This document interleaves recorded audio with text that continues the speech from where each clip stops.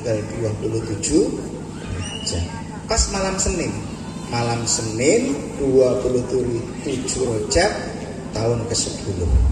Jadi 1 tahun sebelum hijrah Rasulullah Muhammad SAW. Nah ini Isra Mi'raj, mendapatkan oleh-oleh yang disebut dengan sholat 5 waktu. Kalau kita perhatikan sejenak di dalam perintah sholat tersebut, tiap tahun kalau dihitung-hitung tiap kali kita ngerjakan sholat paling abid berapa jam? Bapak-bapak ibu, coba sekali sholat duhur itu paling abid berapa jam? Sejam? 2 jam? Ini sholat dia tengah. Misalnya subuh sampai sejam 2 jam berarti tengah. Paling abid 5 menit. Oke. Kenapa semenit? 2 menit? 5 menit ya. Pun hitung paling abid 5 menit. Jika sholat kita ini 5 menit, 5 menit dikali 5 berarti 25 menit. 5 menit kali 5 waktu kan berarti 5 kali 5. Berarti sehari semalam zuhur, asar, maghrib, isya, subuh mun sholat 5 menitan berarti segini menit. Mun subuh paling tak ada pak, paling cuma setengah menit. Cong likum mare. Ngik yuk likum mare. Kerja. Mun sampai 5 menit ya ketemu itu aktif. Kalau 25 menit per hari kali setahun itu ada 365 hari. Kali 25 menit totalnya 9.125 menit. 9.125 menit kalau dibagi 24 jam, maka sholat kita selama 1 tahun itu totalnya hanya 7 hari atau seminggu. Tuh. Dengan sholat istiqomah full setahun menghitung-hitung perak petang hari. Hanya 7 hari. Ini nanti diperhatikan. Saya menyampaikan 7 hari. Nanti kita lanjut ke pembahasan di belakangnya. 7 hari, hanya 7 hari toh kita. Coba lanjut ke halaman 24, singkat. Nah, halaman 24. Bulan Rajab ini bulan keberapa? Bulan Rajab ini bulan ke-7 dari bulan-bulan Hijri. Syuro, Syafar, Maulid, baca Maulid, Jumatil Ula, Jumatil Akhirat. Sholat setahun menghitung perak 7 jam. 7 hari. Ya. Bulan Rajab ini bulan ke-7 dari bulan Hijriah. Rute perjalanan Kanjeng Nabi Muhammad SAW Isra Mi'raj yang pertama ini dimulai dari Masjidil Haram. Yang kedua istirahat di Thaibah atau di Madinatul Munawwarah. Lanjut istirahat di Sajarati Musa, tempatnya Nabi Musa menerima wahyu. Lanjut terbang lagi naik pura bus. Lanjut ke Gunung Turisina. Terbang lagi ke Baitul Lahmi. Lanjut yang ke-6 istirahat di Baitul Muqaddas atau di Masjidil Aqsa Palestina. Langsung melanjutkan 7 tahun. Kemudian Kanjeng Nabi Mi'raj naik ke atas langit melewati 7 lapis langit. Langit pertama, kedua, ketiga, 4, 5, 6, 7. Ketemu semua nabi-nabi yang dulu-dulu. Kemudian setelah langit 7, nih hitung langit 7, langsung ke Sidratul Muntaha, ke lewat Lauhil Aras.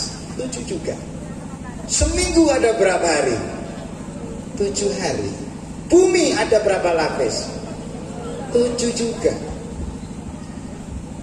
Dan bulan Rajab ini disebut bulan istimewa karena bulan Rajab bulan ke-7 ini bertepatan dengan nurnya Kanjeng Nabi Muhammad SAW dimasukkan ke dalam rahim ibu bundanya yaitu Siti Ami. Menghitung Pak bulan masuk bulan Rejab, dihitung 9 bulan 10 hari pas lahirnya, itu bulan Rabiul Awal yang disebut dengan bulan Maulid. Jadi menurutnya Kanjeng Nabi itu di bumi masuk ke rahim istiqamah itu bulan Rajab. Kemudian rukun Islam yang pertama ini membaca 2 kalimat syahadat, asyhadu an la ilaha illallah wa asyhadu anna Muhammadar Rasul. Ayo bareng, asyhadu an la ilaha illallah wa asyhadu anna Muhammadar Rasul. Ini 2 kalimat ini adalah kalimat yang tertulis di seluruh pintu-pintu, cagak-cagak, tiang-tiang di langit surga. Ini ada nama, ada tulisan syahadat ini yang mempunyai, kalau dihitung la ilaha illallah Muhammadur Rasulullah, ini menghitung setung jumlahnya ada 24 huruf. 24 huruf berarti maknanya bisa diartikan 24 jam, 24 jam. La ilaha illallah itu 12 huruf, berarti 12 jam siang. Muhammadur Rasulullah 12 huruf, berarti 12 jam malam. Sehari semalam ada 24 jam. Setahun ada 12 bulan, 7 hari dalam seminggu. Jadi setiap waktu kita ini harus selalu ingat berzikir, mengingat 2 kalimat tersebut, yaitu asyhadu an la ilaha illallah wa asyhadu anna Muhammadur Rasulullah. Dalam sholat itu diulang 9 kali. Nah, rukun Islam yang kedua ini adalah sholat. Sholat sendiri ini memiliki doa-doa yang wajib dibaca.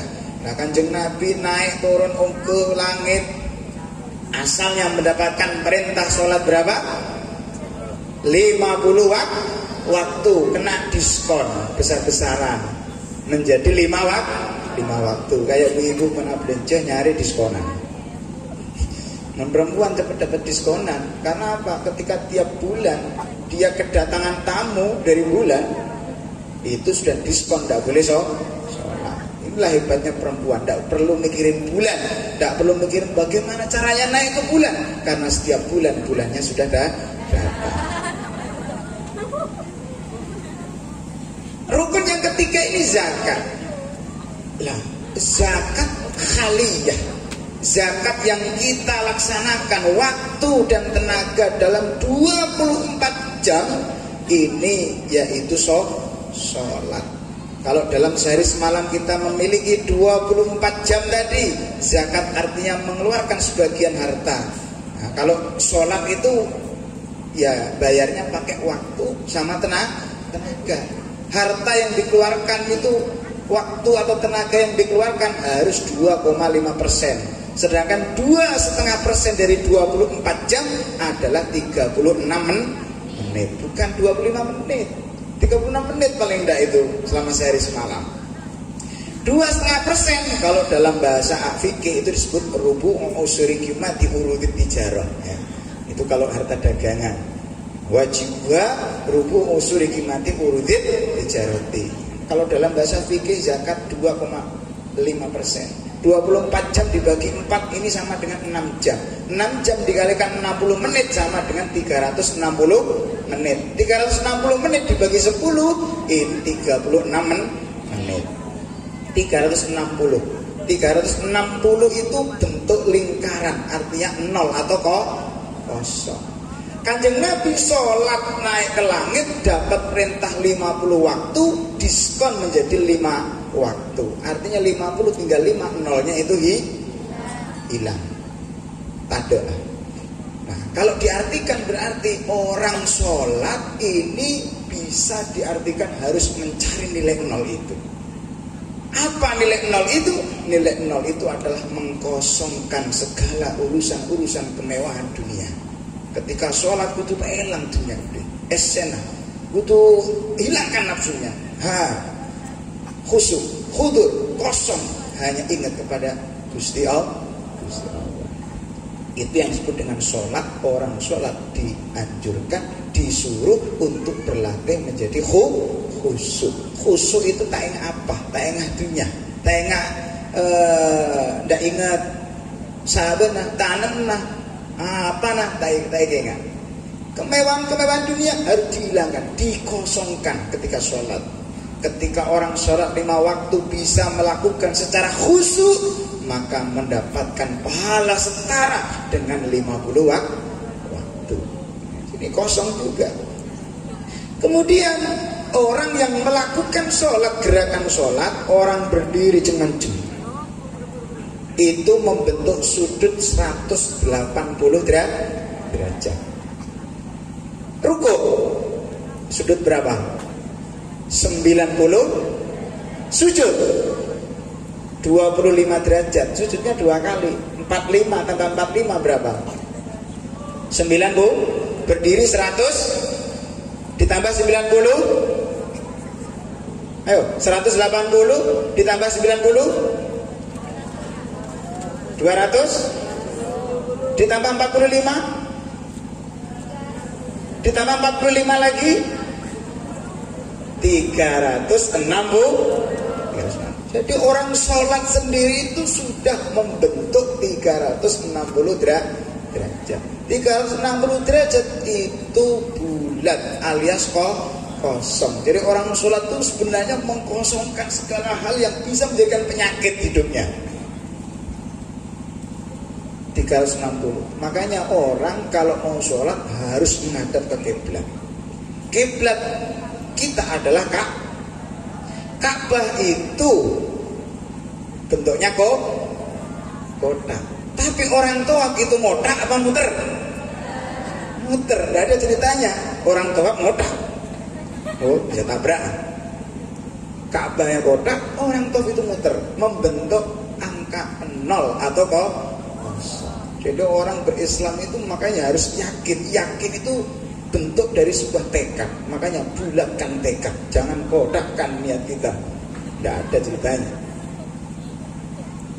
Berapa kali muter tawaf itu? 7 kan? 7 kali. Pokoknya nyambung. Ini rumus langit ini sudah. Jadi rumus langit. Lah, sholat 5 waktu jumlah rakaatnya berapa? 7 di depannya 7 berapa? Sholat 17 rakaat itu menyembah Gusti Allah yang satu. Sujud kepada Gusti Allah menggunakan berapa anggota sujud? 7. Nyembah Gusti Allah. Ini namanya orang nyembah ya sujud.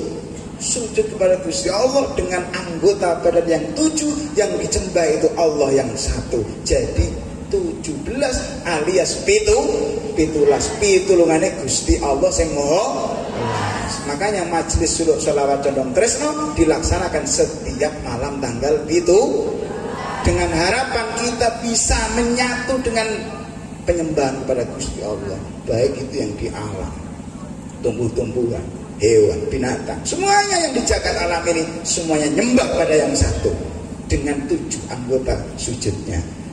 Itu yang disebut dengan persatuan, penyamaan, pembarengan, nyembah kepada Gusti Allah yang disebut dengan natas, nitis, dan netes.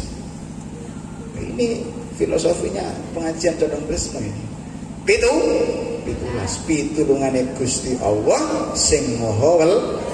Semoga kita semua bisa mendapatkan berkah dari bulan Rajab ini, kita mendapatkan pertolongan Gusti Allah yang Maha Welas. Amin Allahumma. Dan ini untuk manfaat sholat bagi kesehatan. Oh, penting manfaat bagi kesehatan jiwa. Orang kalau lagi plengen, migrain, gampang obatnya, tidak perlu minum bodrek, cukup sujud paling tidak 3-5 menit, insya Allah sembuh. Benar.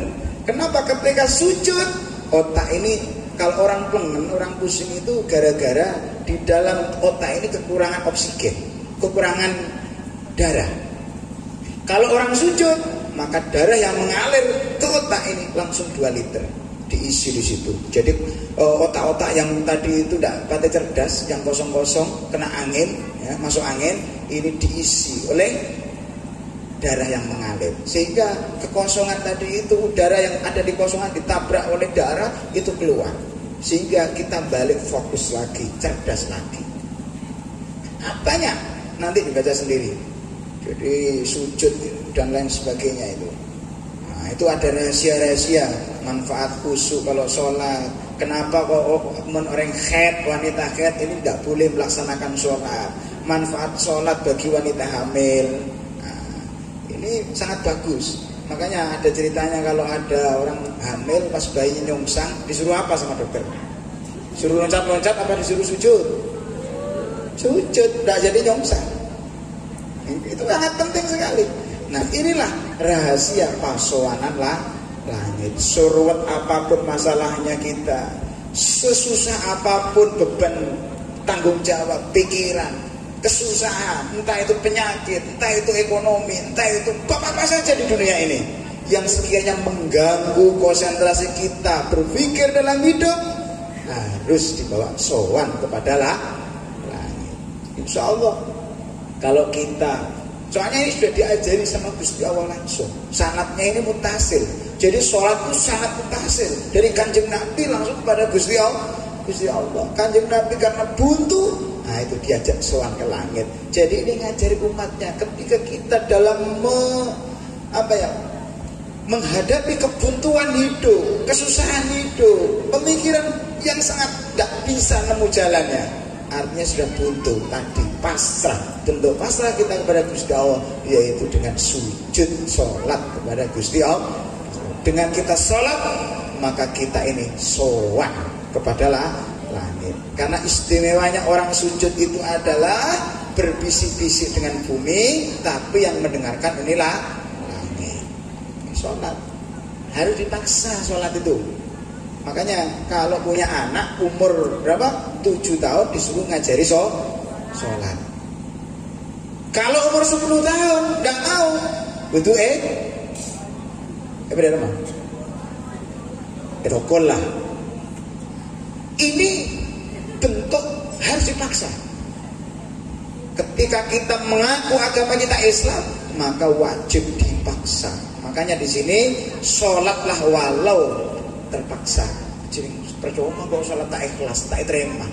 Tidak usah begitu. Harus dipaksa. Tetap sholatlah meskipun belum bisa ikhlas. Tetap harus sholat meskipun terpaksa. Sholat karena terpaksa itu lebih baik, ya, itu sama saja lebih baik dipaksa masuk surga daripada sukarela masuk neraka. Tinggal pilih. Jadi sholatlah walau terpaksa, lebih baik dipaksa untuk masuk surga daripada ikhlas lillahi ta'ala masuk neraka. Sholat itu tadi karena nilainya kosong, berarti sholat itu mengkosongkan duniamu dari ketidakberkahan. Jika wadahmu tidak kamu kosongkan, bagaimana Allah akan mengisi dengan keberkahan? Jadi sholat itu mengkosongkan duniamu dari ketidakberkahan. Ketika orang hidup mempunyai pekerjaan, jabatan, rezeki yang melimpah, kesusahan, berarti orang itu lagi dirundung tidak berkah hidupnya. Caranya bagaimana? Sholat. Orang sholat berarti orang yang mengkosongkan dunianya. Anggap jiwa kita, hidup kita ini menjadi wadah dari rahmatnya Gusti Allah. Kalau wadah kita tidak dikosongkan, tidak bisa diisi lagi. Coba kalau wadah kita kosong, bisa diisi. Kalau orang sholat berarti ini mengkosongkan ketidakberkahan hidup, sehingga wadah kita sudah kosong, diisi dengan keberkahan hidup. Inilah hakikat dari pasoanan langit, yaitu kita tetap diajak untuk sambung tentang pasoanan langit itu, yaitu dengan melaksanakan perintah wajib, yaitu sholat. Sehingga meskipun orang-orang yang tidak suka, orang-orang yang ingin menggagalkan agama Islam dengan caranya bagaimanapun, maka di situ ada kalau Allah azza wa jalla yuriduna ayyudfi'u nurallahi bi afwahihim wa ya'ballahu illa ayyutimma nurahu walau karihal kafirun. Orang-orang kafir, orang-orang yang tidak yakin, orang-orang yang tidak beriman, ini menginginkan robohnya agama Islam. Tapi Gusti Allah ini tetap akan menyempurnakan agama Islam meskipun orang-orang kafir itu membenci agama Islam. Jadi tetap harus istiqomah. Kenapa? Karena agama Islam itu dinunana ya nasunurun wa thoriqun mustaqim. Jadi agama kita ini agama yang terang dan agama yang lurus. Jadi sebelum saya tutup, nanti akan ada tambahan penjelasan hikmah tentang Isra Mi'raj. Akan ditutup dengan barokah penjagaan kita ada di jalan yang lurus, di jalan yang terang, yaitu berada di agama Islam. Dinunana ya nasunurun wa thoriqum mustaqim. Mungkin dari saya ada lebih dan kurangnya, mohon maaf yang sebesar-besarnya. Nanti akan dilanjutkan pengajiannya oleh beliau Mas Raden Al-Ustadz Matlubu Rizki. Sebelum beliau, monggo kita simak Dinunana ya nasunurun wa thoriqun mustaqim. Billahi taufiq wal hidayah. Assalamualaikum warahmatullahi wabarakatuh. Dinunana